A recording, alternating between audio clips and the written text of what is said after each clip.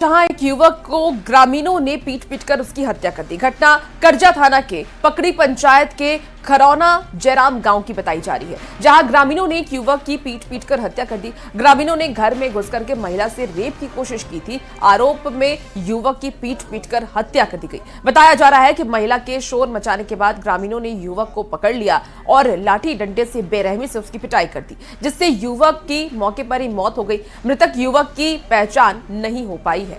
बड़ी खबर आपको मुजफ्फरपुर से बता रहे हैं। अंतर्गत एक पकड़ी पंचायत में खरौना जयराम गांव है, वहीं पर एक अज्ञात व्यक्ति का डेड बॉडी मिला है और गांव वालों के द्वारा बताया गया कि ये किसी के घर में घुस रहा था और जिससे कि दुष्कर्म का प्रयास करने की कोशिश कर रहा था। उसी में गांव वाले ही मिल करके उसको मारपीट कर दिए और मारपीट के बाद जब पुलिस पहुंचती है तो तब तक वो उसका शव ही बरामद करती है पुलिस। पटना के एनएमसीएच में फिर चौंकाने वाली घटना सामने आई है कि ऑपरेशन के लिए भर्ती मरीज की 5 उंगलियों को चूहों ने कुतर दिया। अब इस घटना पर अस्पताल में फिर से सवाल खड़े हो रहे हैं। अस्पताल पर एनएमसीएच में चूहों के आतंक की कोई पहली घटना नहीं है, इससे पहले भी कई घटनाएं हो चुकी हैं। देखिए रिपोर्ट।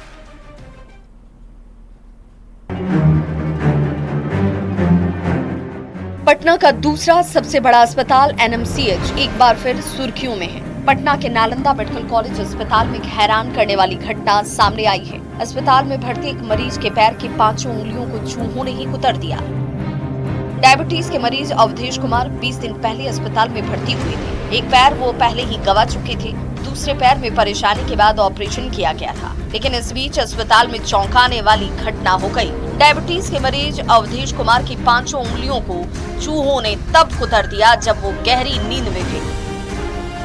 सुबह जब परिजन मरीज को देखने पहुंचे तो नजारा देखकर दंग रह गए। परिजनों ने अस्पताल की लापरवाही पर सवाल उठाए। वहीं अस्पताल प्रशासन का भी मानना है कि अस्पताल में चूहों का आतंक है। रात में जो कटा था उठ के पेशाब बाथरूम लगा था, तब बाथरूम कर रहे थे, हमें उठाया इसको तो देखते हैं कि खून से तोशा की तकिया है ना, ये तकिया खून से लपसल है। हम चूहा देखे बहुत मोट मोट असर खिड़की में आता है तो वो रूम में जाता है, रूम में से ही रूम में बस नीचा सुतने वाला को बड़ा हैरान करता है। बैंडेज किया हुआ अंगुली को जो है बैंडेज काट करके अंगुली काट लिया, 5 अंगुली आधा कर दिया, पूरा ब्लड से जो लथपथ हो। अभी तक चूंकि कोई डैमेज नहीं हुआ था तो बहुत ज्यादा हम लोग उसके पीछे पड़े नहीं थे, लेकिन इधर मरीज को काट लिया सुने चूहा।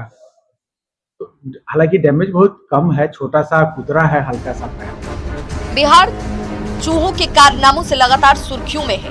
बिहार में चूहे कभी शराब पीते हैं तो कभी शव को ही कुतर देते हैं, कभी मरीज की आंख निकाल लेते हैं। एनएमसीएच में चूहों ने बड़े बड़े कारनामे किए।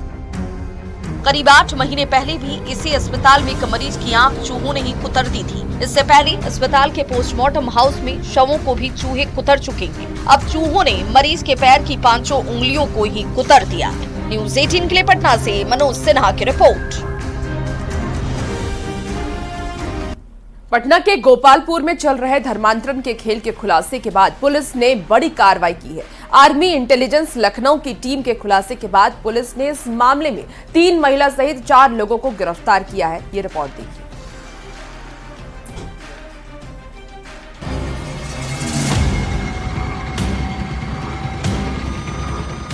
जय श्री राम कहने पर बच्चों की पिटाई का ये मामला पटना के गोपालपुर इलाके का है, जहां पढ़ाई और प्रार्थना सभा के नाम पर लोगों का धर्म बदलने का खेल चल रहा था। देखे तो वही के धर्म परिवर्तन करवाता था, क्या यही सब लड़की को लेके पढ़ाता लिखाता था, लेकिन का लालच दे क्या हो गया। कौन कराता था? वही क्रिश्चियन लोग के थी, जो लेडीज थी वही। तो कितने दिन से यहाँ पर करा रही थी? 2 साल से चल रहा है। तो कैसे आपको पता कैसे चला? पता चला, सुने बगल में देखे तो हल्ला हुआ, माना किया जाता था तो हमारा पीटी करती थी यहाँ पर। आर्मी इंटेलिजेंस लखनऊ की टीम को सूचना मिली थी कि गोपालपुर कन्नौजी गांव में पढ़ाने के नाम पर कुछ लोग धर्मांतरण का धंधा कर रहे हैं, साथ ही बच्चों का ब्रेन वॉश भी कर रहे हैं। एक मकान में प्रार्थना सभा आयोजित की जाती थी, जिसमें बच्चों को जय श्री राम बोलने पर उनकी पिटाई करने का भी आरोप है। भगवान की नया हमारे ईश्वर ये बताइए। कौन लोग बोलते हैं? वो वहाँ जो जाते हैं टीचर लोग बोलते हैं। वही लोग अच्छा, और दो तीन तरह को मारा किसको मारे हैं? खाली बोला जय श्री राम इसलिए कौन मैडम? किस लिए? जय श्री राम बोले जय मैडम मारी कौन? सुषमा कहते हैं कि परिवर्तन नहीं करते हैं, कहते हैं कि उसके लिए हम अच्छे नहीं करते, इसीलिए सब पढ़ाई छोड़ दिया, इसलिए सब पढ़ाई छोड़ दिया। क्या बोला है? गोपालपुर के कन्नौजी गांव में 4 लोगों पर पैसे और मुफ्त शिक्षा का लालच देकर धर्म परिवर्तन करने का आरोप है। धर्मांतरण के इस खेल की संचालिका नालंदा की रहने वाली सुषमा कुमारी थी। वहीं नौबतपुर की रेखा कुमारी, रामकृष्ण नगर की सीता कुमारी और आशीष कुमार उसके मददगार थे। पुलिस ने लिखित शिकायत के बाद सभी आरोपियों को गिरफ्तार कर लिया है। क्या किया अभी उसकी जांच चल रही है कि क्या किया जा रहा था, कैसे लोग आ रहे थे, इस संबंध में जांच चल रही है। उसमें कुल कितने लोग थे?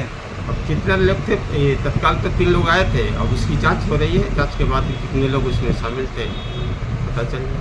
किस इलाके का मामला है सर? कन्नौजी, गोपालपुर थाना में कन्नौजी गाँव।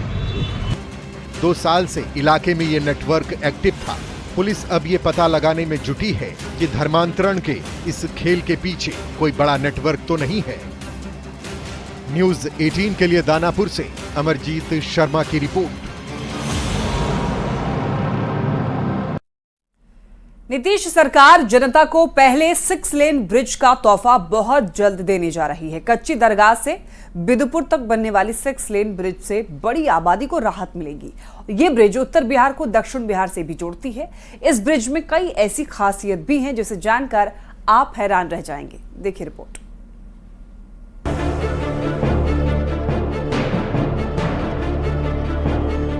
ये भव्य और दिव्य तस्वीरें हैं बिहार के पहले 6 लेन ब्रिज की। चमचमाती सड़कों को देखकर आपको लगेगा कि आप कहीं विदेश में सैर कर रहे हो।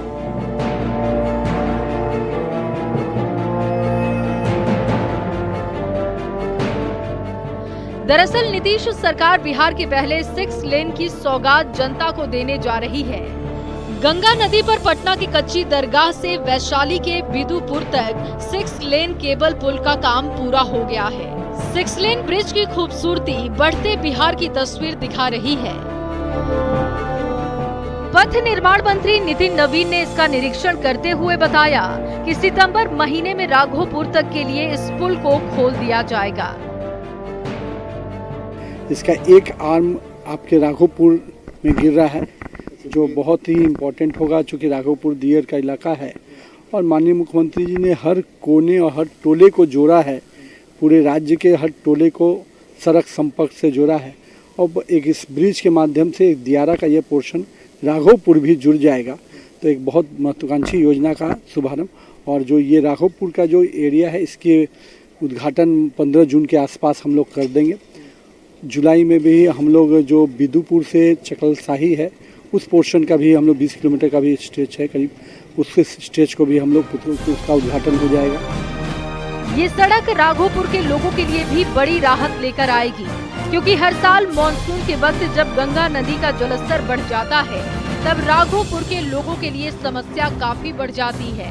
लेकिन अब इस पुल के बन जाने से उनको बड़ी राहत होगी। समय था जब कच्ची दरगाह से राघोपुर जाने के लिए नाव सहारा था, इसके अलावा लोग स्टीमर के सहारे जाते थे और आज परिस्थितियाँ पूरी तरीके से बदल गई। इस वक्त हम आपको राघोपुर के नज़दीक की तस्वीर दिखा रहे हैं, जहाँ पे गंगा नदी पे ब्रिज बन रहा है और बहुत जल्द इसके तैयार होने की भी उम्मीद है। इसके पहले हम आपको तस्वीर दिखा रहे हैं कि जब इस इलाके में राघोपुर में बरसात के समय में लोगों को काफ़ी समस्या का सामना करना पड़ता था। सालों साल से लोगों की मांग थी कि भाई एक ब्रिज का निर्माण हो। आखिरकार नीतीश सरकार ने इस ब्रिज का निर्माण करा। पहले तो बहुत समस्या था, अभी तो बहुत ही पुल बन जाने के बाद तो बहुत अच्छे सुविधा मिलेगा हम लोग का। पहले कैसे जाते थे? पहले तो नाव से जाते थे, पैदल जाते थे। 6 लेन ब्रिज के बनने के बाद झारखंड से उत्तर बिहार होते हुए नेपाल जाना आसान हो जाएगा। नवादा, मुंगेर या नालंदा से आने वाली गाड़ियों को उत्तर बिहार जाने के लिए पटना आने की जरूरत नहीं होगी। दक्षिण बिहार से उत्तर बिहार की दूरी करीब 60 किलोमीटर कम हो जाएगी। जेपी सेतु, महात्मा गांधी सेतु और राजेंद्र सेतु पर गाड़ियों का दबाव कम हो जाएगा। पटना जिला में NH-30 को वैशाली जिला में NH-103 से कनेक्टिविटी मिलेगी। नीतीश सरकार लगातार गंगा पर बड़े बड़े ब्रिज और सड़क बनाकर न केवल उत्तर बिहार और दक्षिण बिहार के लोगों की जिंदगी आसान कर रही है, बल्कि विकास के नए रास्ते भी खोल रही है। न्यूज़ 18 के लिए पटना से आनंद अमृतराज की रिपोर्ट।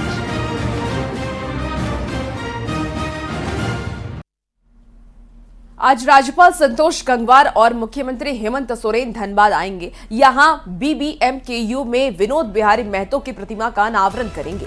कार्यक्रम को लेकर के BBMKU परिसर को सजाया गया है। सुरक्षा व्यवस्था के पुख्ता इंतजाम किए गए हैं और इस कार्यक्रम में कई जनप्रतिनिधियों को भी आमंत्रित किया गया है। सभी तैयारियों की कुलपति प्रोफेसर राम कुमार सिंह खुद निगरानी कर रहे हैं। बड़ी खबर आपको धनबाद से बता रहे हैं।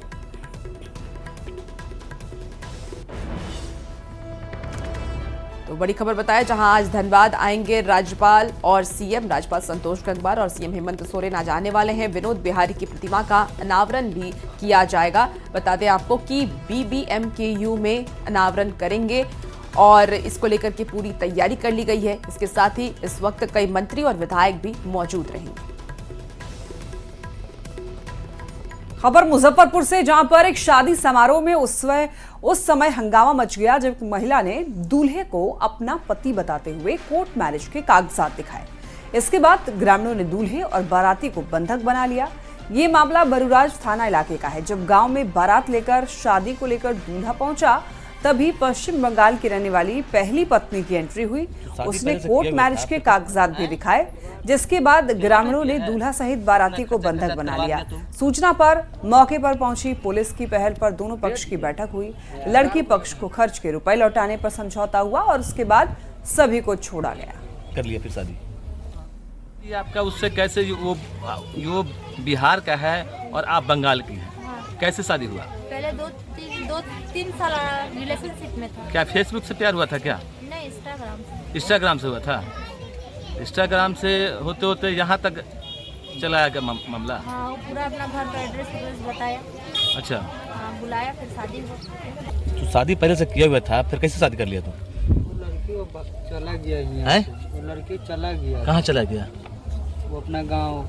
तुम जब शादी कर लिया था पहले से, तो यहाँ तो नहीं करना चाहिए ना, किसी के प्रतिशत से तुम खिलवाड़ किया है ना।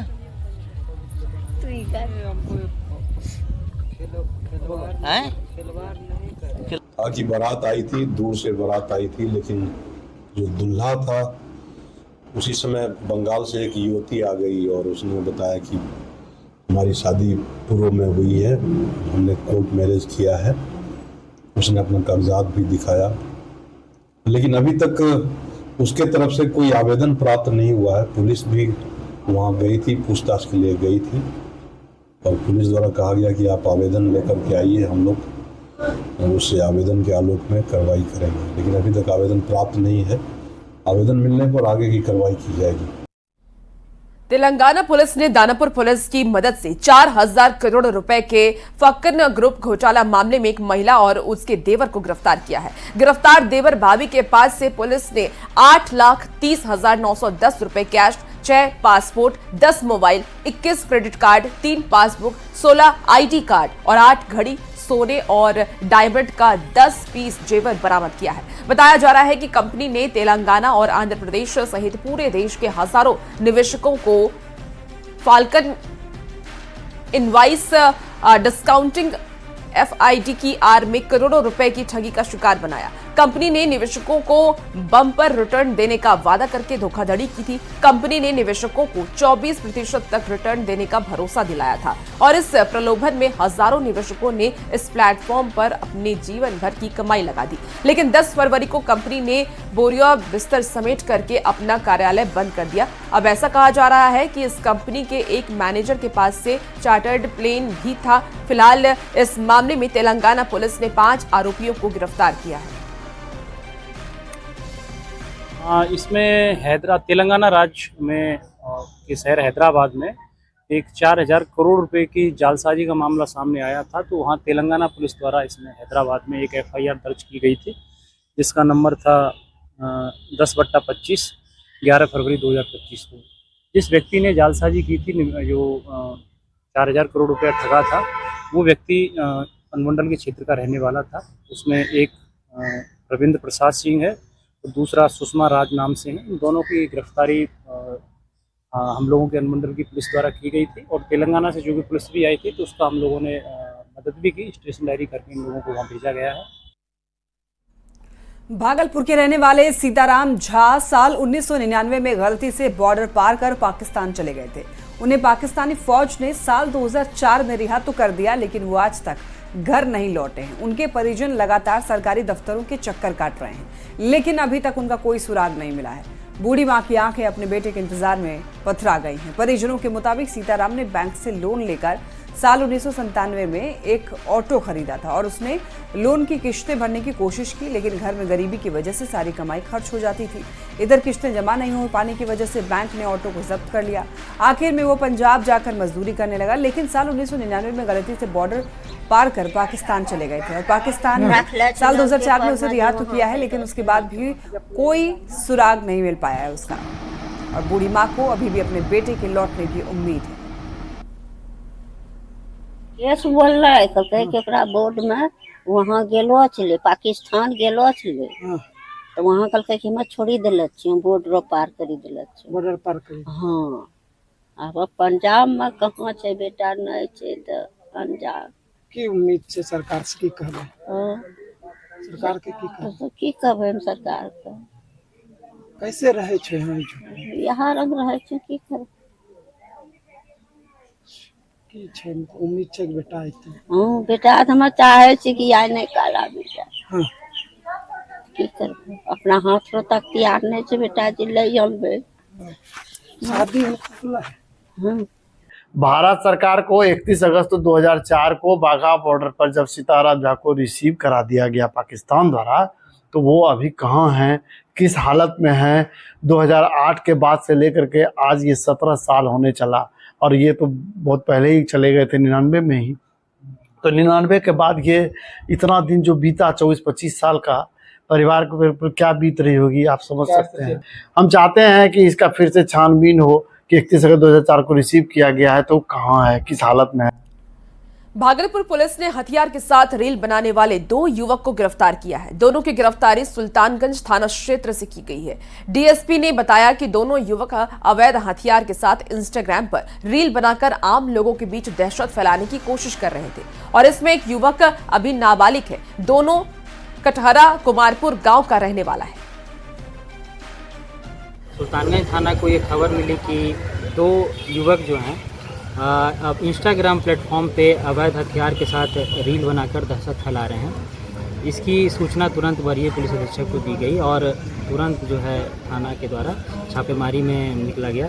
छापेमारी के क्रम में इन दोनों युवकों के यहाँ एक जिनका नाम अनंत कुमार है और दूसरा विधि विरुद्ध बालक है जिनकी उम्र मात्र 17 साल है, उनके यहाँ गया तो उनके निशानदेही पे एक मिथुन कुमार पिता अशोक बिन जिनका कि घर शिवनंदनपुर है, इनके यहाँ से एक अवैध देसी राइफल जो है बिंदोलिया के साथ जब्त किया गया। राजधानी पटना में उत्पाद विभाग की टीम ने छापेमारी की और बेऊर थाने के पास कार से 582 लीटर विदेशी शराब बरामद की गई। टीम ने 2 ड्राइवर के साथ तस्कर को गिरफ्तार कर लिया। जब्त शराब की कीमत करीब 6 लाख है और शराब की खेप यूपी से लाई जा रही थी। देखिए फिलहाल पुलिस शराब तस्करों के पूरे नेटवर्क को खंगाल रही है। उत्पाद विभाग की टीम ने छापेमारी की जहां से 582 लीटर विदेशी शराब की बरामदगी हुई है। 2 ड्राइवर के साथ साथ तस्कर को भी गिरफ्तार कर लिया गया है। उत्पाद विभाग की टीम ने छापेमारी की है, बड़ी सफलता मिली है उत्पाद विभाग को। पटना से खबर 582 लीटर विदेशी शराब की बरामदगी। और इसी बीच बड़ी खबर जामताड़ा से भी सामने आ रही है जहां बदमाशों ने सड़क पर पेट्रोल बहाया है। 8000 लीटर पेट्रोल बहाया गया है। बदमाशों ने जांच से बचने के लिए पेट्रोल बहाया है। आपको बता दें कि पंप पर बहाया गया है पेट्रोल। 5 दिन से संदिग्ध हालत में खड़ा था टैंकर और पेट्रोल बहाने से हो सकता था बड़ा हादसा। बड़ी खबर आपको बता रहे हैं, देखिए तस्वीरें भी टीवी स्क्रीन पर है। ये एक्सक्लूसिव तस्वीर जामताड़ा से जहां 8000 लीटर पेट्रोल को बहाया गया है बदमाशों की तरफ से। बदमाशों ने जांच से बचने के लिए ये पेट्रोल बहाया।